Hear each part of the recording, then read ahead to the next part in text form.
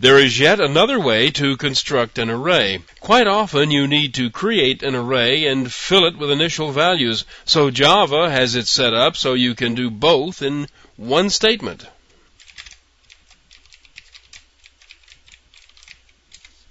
Here at the top is the declaration of an int array. Instead of a new statement to create the actual array, there is a series of int values inside squiggly braces. This is the same as if there were a new statement creating an array of 5 int values and then a statement for each int storing a value into each one. You can't see it, but the code to do that is actually there.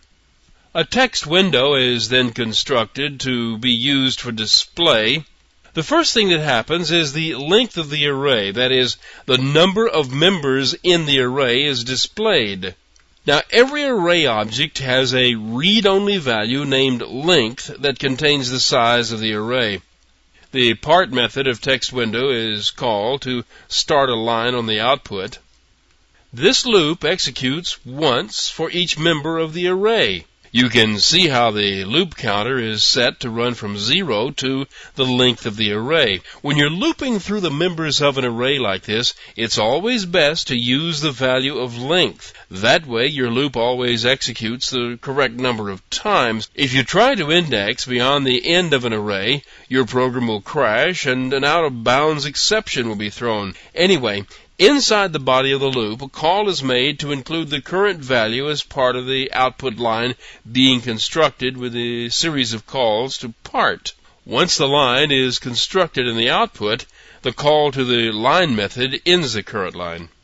Now, this is the declaration of a two-dimensional array of double values. The values are organized in the braces. The outer braces contain the 3 items, each of which is separated by commas and enclosed in braces of its own. There are 3 sets of inner braces, so the outside brace pair contains 3 members. Each of the 3 pairs of the inner braces contains a list of 4 numbers separated by commas, so each of the inner arrays will contain 4 members.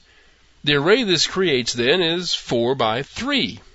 Here a blank line is inserted into the output. This line displays the length of the outer array, the parent array. It's the number of members addressed by the first leftmost subscript.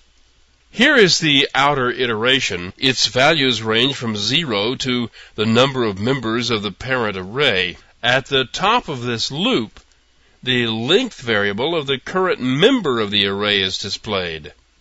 This inner loop executes once for each member of this single-dimensional array and adds the value of the number to the output. Notice how the length variable is addressed here. Because the subscript is specified, the length variable is the one of the inner array instead of the overall outer array. Keeping track of which subscript does what can be confusing. Just remember this.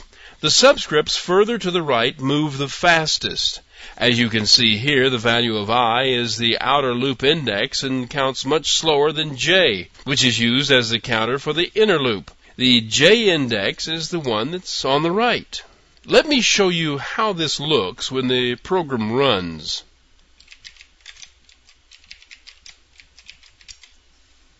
This window displays all the sizes and all the values held in the arrays. At the top, you can see that the one-dimensional array has 5 members, and you can see what their values are. The two-dimensional array contains 3 rows and 4 columns, and the lengths of each are determined and displayed. If you want, you can compare the values displayed here with the original code and see that the layout is the same.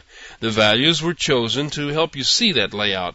Now, don't slough this off. If you don't understand exactly how arrays are constructed, you need to do some experimenting. You need to understand everything that's in all 3 of these array movies, not just the way that you have decided to do things.